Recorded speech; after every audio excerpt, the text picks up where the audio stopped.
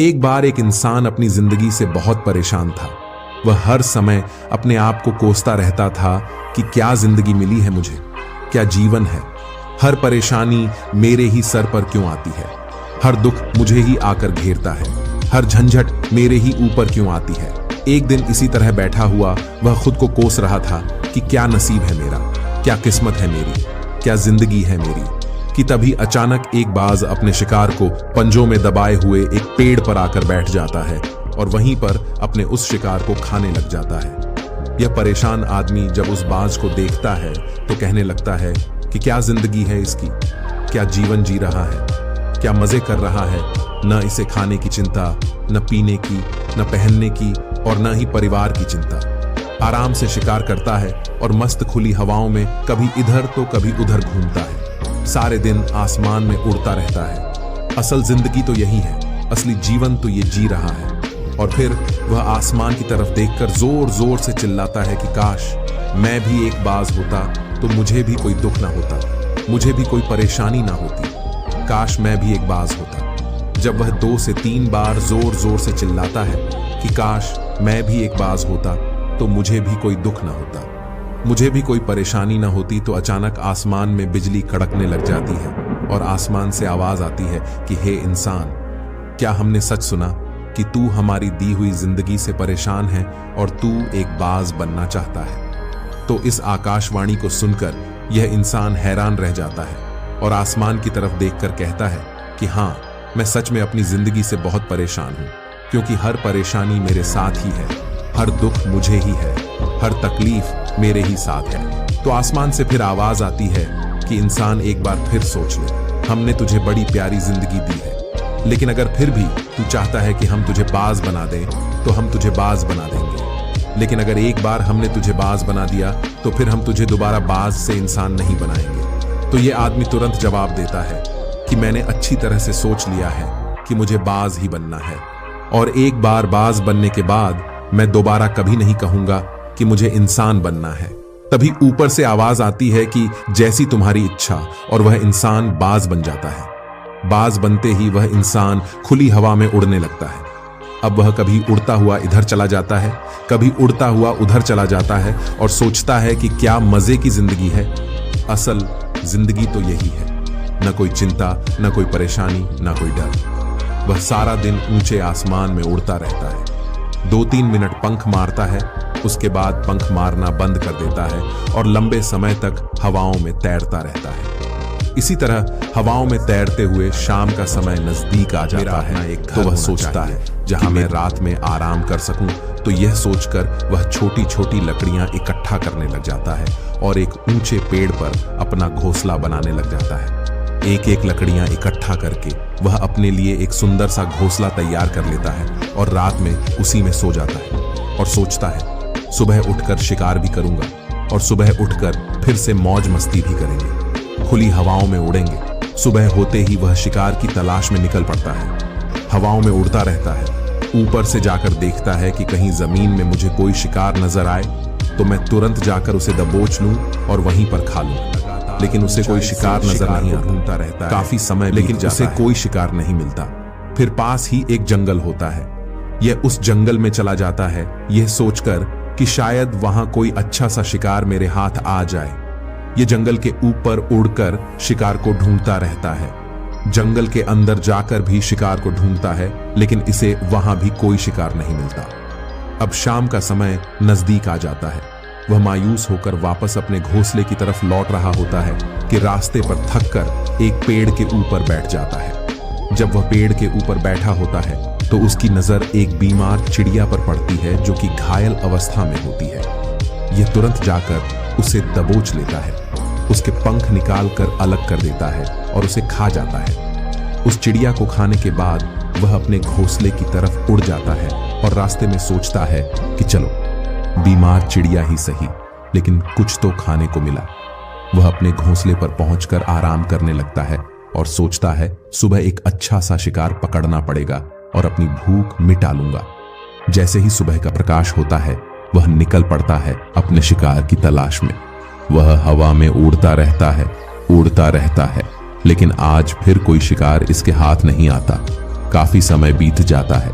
यह ऊंचाइयों पर जाकर अपनी तेज नजरों से शिकार को ढूंढने की पूरी कोशिश करता है, लेकिन इसे कोई भी शिकार नजर नहीं आता। फिर वह पास के उस जंगल की तरफ चला जाता है, लेकिन इसे वहां भी कोई शिकार नहीं मिलता। इसी प्रकार पूरे दिन उड़ते उड़ते शाम का समय नजदीक आ जाता है, तो यह निराश होकर वापस लौटने लगता है और रास्ते में एक पेड़ पर आकर बैठ जाता है। सोचता है शायद आज फिर कोई बीमार ही चिड़िया मिल जाती, लेकिन हर बार किस्मत मेहरबान थोड़ी होती है। अब तो कोई बीमार चिड़िया भी नहीं मिलती। वह थक हार कर वापस अपने घोंसले की तरफ चल पड़ता है और घोंसले पर पहुंचकर भूखा प्यासा ही सो जाता है और सोचता है कल सुबह एक बड़ा सा शिकार करूंगा और आज की भूख भी मिटा लूंगा। वह रात को अपने घोंसले में सोया होता है, गहरी नींद में होता है कि तभी एक भयानक तूफान आता है। इस तूफान की हवा इतनी तेज होती है कि इसके घोंसले को उड़ाकर फेंकती है और घोंसला बर्बाद हो जाता है। बाज बुरी तरह घायल हो जाता है। तूफान के रुकने के बाद बारिश शुरू हो जाती है। तेज बारिश होती रहती है, पर यह किसी तरह से पेड़ों के नीचे छुप कर बैठा रहता है। बड़ी मुश्किल से इसकी रात कटती है। जब सुबह होती है तो बारिश रुक जाती है। बारिश के रुकते ही चारों तरफ खुशियां छा जाती हैं। चारों तरफ हरियाली छा जाती है। नदियां और झरने तेजी से बहने लगते हैं। सब कुछ फिर पहले के जैसा हो जाता है, लेकिन यह बाज अब पहले जैसा नहीं रहा। इसका पांव बुरी तरह घायल हो चुका है। इसके पंजे में एक लकड़ी लगी थी, उसकी वजह से इसका पंजा बुरी तरह क्षत विक्षत हो गया था। और मैं आपको बता दूं कि बाज का जो पंजा होता है वह उसके शिकार को पकड़ने के लिए सबसे जरूरी होता है, और फिर क्योंकि बाज अपने पंजों से ही अपने शिकार खाता है। लेकिन अब इस बाज का पंजा बुरी तरह से घायल हो चुका था और वह पिछले 2 दिनों से भूखा भी था। यह शिकार की खोज में थोड़ा सा उड़ता है कि शायद फिर कहीं कोई बीमार चिड़िया भी उसे मिल जाए, लेकिन कहां बार बार कोई बीमार चिड़िया मिलने वाली थी। वह कुछ देर तक उड़ता है, लेकिन फिर भूख और दर्द के मारे थक कर एक पेड़ पर आकर बैठ जाता है। वह पेड़ पर आकर बैठ तो जाता है, लेकिन उसे पता नहीं था कि यहाँ एक और मुसीबत उसका इंतजार कर रही है। और वह मुसीबत यह थी कि 8-10 कौवों का एक झुंड मिलकर इसे परेशान करने लग जाते हैं। इसके ऊपर आकर इसके घाव में चोंच मारने लग जाते हैं। उन्हें भी पता चल जाता है कि यह बाज घायल है और भूख की वजह से कमजोर भी है। यह बाज उनसे बचने के लिए थोड़ा सा उड़ता है और फिर जाकर बैठ जाता है। उनसे पीछा छुड़ाने का प्रयास करता है, लेकिन वह फिर उसके पीछे आ जाते हैं। तो फिर वह उड़कर थोड़ी दूर चला जाता है, लेकिन कौवों का समूह इसका पीछा नहीं छोड़ता और बार बार इसके पास आकर इसे परेशान करते हैं। कौवे अक्सर बाज के साथ ऐसा करते हैं, लेकिन फिर बाज भी उनके साथ एक खेल खेलता है। जब कौवों का झुंड बाज को परेशान करता है और उनका पीछा नहीं छोड़ता, तो बाज हवा में सीधी उड़ान भरने लग जाता है। वह तेजी से सीधा ऊपर की ओर उड़ने लग जाता है। कौवे भी उसके पीछे होते हैं, लेकिन कुछ देर तक उड़ने के बाद कौवे ऐसी ऊंचाई पर पहुंच जाते हैं जहां पर उन्हें ठीक से ऑक्सीजन मिलनी बंद हो जाती है। उनका दम घुटने लग जाता है, उनकी सांस रुकने लग जाती है, तो फिर वह वहां से ऊपर नहीं जा पाते। पर क्योंकि बाज तो बादलों से भी ऊपर उड़ सकता है, इसीलिए वह तो ऊपर चला जाता है, लेकिन कौवे वहां से ऊपर नहीं जा पाते और वह नीचे आने लगते हैं। तो इस तरीके से बाज उनसे अपना पीछा छुड़ा लेता है।